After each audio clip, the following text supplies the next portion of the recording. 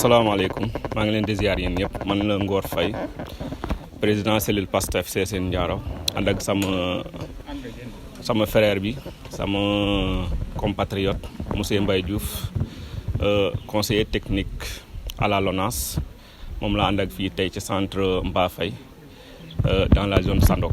Objectif bi mooy ñu jàppale centre d'examen yi nekk fii dans la zone.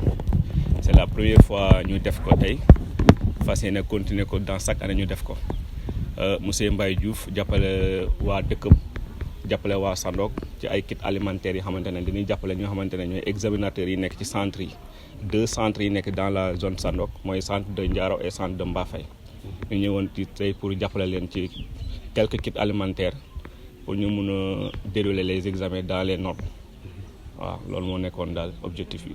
C'est la première fois ñu def ko tey rek fas yéene nag pérenniser ko dans chaque année ñu def ko. ñëw jàppale suñu doom suñu rakk yi suñu jarbaat yi ñu xamante ne ñu mun a def les examens dans de très bonnes conditions. Daouda Ndiaye président CGE bu Mbafay Sandok maa ngi nuyu ñëpp di njëkkee nuyoo bi ci président de la république ci Bassirou Diomaye Diakhar Faye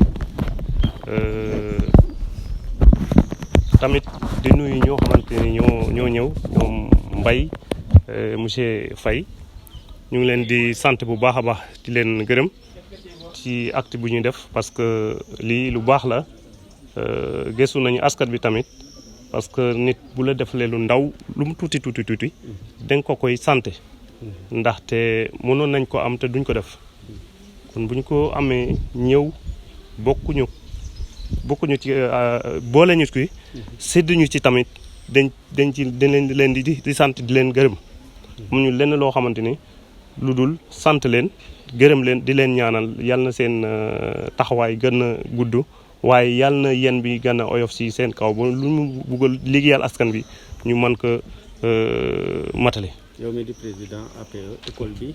centre bi ñaata école la polarisé. waaw centre bi école yoo xamante ni moo ñoo aju ci moom mooy Ndorong mooy Ñiñing Susung Pël Kerwali ak Mbafay waaw Njujuf waaw. dëkk yooyu sorante nañ ak centre bi. non dëkk yooyu sorante nañ ak centre bi bu ci gën a sori ak centre bi mooy Susung Pël waaw. chaque jour élèves yi bu ñu wàccee candidat yi dañ doon ñibbi seen kër yi añi.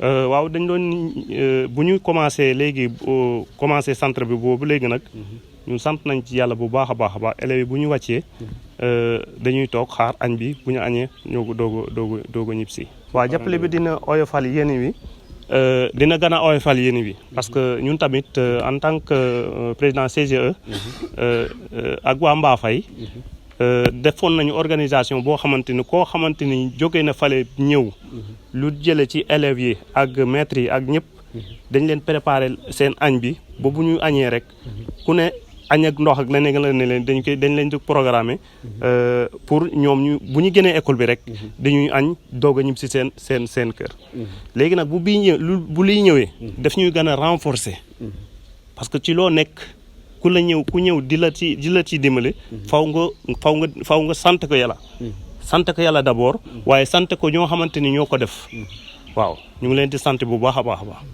man maay Ngontin chef du village su Mbafay xanaa kontaan ci rek di sant nag président bi nga xam ne moo ne ci kaw ñi nekk ci si ginnaawam ndax lii nga xam ne moom lañ fi indi ñun ñu fa de xeebuñu ko de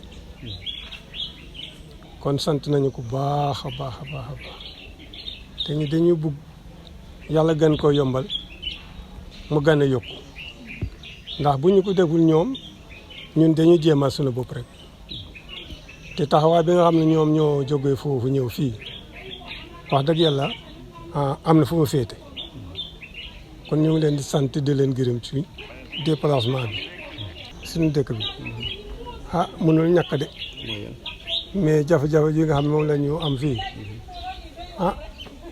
xanaa problème ndox tuuti ndox mi am na ñu des courant bi am na lu amagul waaw loolu moom manqué na fi ndax école bu toll nii boo amee courant day gën a yomb ci njàngale ñi fay jàng ndax kayit yu bari tey ay machine ñoo koy liggéey te boo ko amul moom day jafe-jafe dañu ci ñi nga xam ne ñoo fa ne waaw loolu daal mu nga fi waaw ñi nga xam ne daal ñoo fa ñëw sant nañ leen bu baax.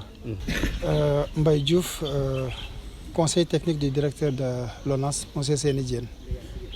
Quel est l'objet aujourd'hui de cet acte que vous venez de faire dans le village?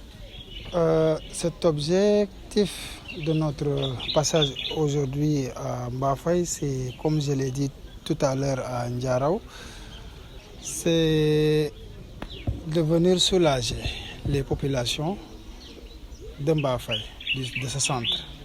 Parce qu'aujourd'hui, vous n'êtes pas sans savoir que c'est la tenue de l'entrée en 6e. Et pendant cette période, les élèves et les correcteurs ont besoin maintenant d'être stables maintenant pour mieux travailler. C'est dans ce cadre-là que nous avons pensé à renforcer, à venir en appui. Et de passage, je remercie maintenant le chef de village que je connais depuis cette école. Ils font des efforts concernant cela. Donc aujourd'hui, on est juste venu pour appuyer cela. Tout en sachant qu'aujourd'hui, le président Bassirou Diomaye Faye, que nous saluons de passage, étant fils du territoire, ne peut pas être partout au Sénégal. Donc c'est nous qui sont ses collaborateurs au niveau de la localité qui puissions maintenant soutenir certains actes selon notre niveau. Donc l'objectif de notre passage aujourd'hui, c'était ça. Alors, plaidoyer, parce que moi je pense qu'aujourd'hui le président de la République est aussi informé, ou bien mieux qu'informé que moi, de ce qui se passe dans la zone, étant un fils du territoire. Donc je ne dirais pas que nous n'avons pas de plaidoyer à faire, mais nous savons qu'en tant que président et fils du territoire, il maîtrise la zone, il sait ce qui se passe. Sauf qu'aujourd'hui, il est le président de tous les Sénégalais. Il ne peut pas particulariser maintenant le Sandok dans le Sénégal. Mais nous savons que le président, connaissant la personne qui a toujours lutté pour la bonne marche de cette localité-là, n'oublie pas la zone. Et nous suivons ces pas-là parce que nous avons travaillé avec lui avant qu'il soit au magistère suprême. Donc cette personne-là, nous le connaissons bien. Donc il sait exactement ce qu'il doit faire dans cette localité. Sauf que dans toutes choses, tout arrive à son heure. Donc tout ce que le vieux vient de dire, c'est vrai, c'est une réalité. La zone n'est pas électrifiée, l'eau en manque, mais aujourd'hui aussi, nous connaissons l'engagement du président dans cette localité, aussi partout dans le Sénégal.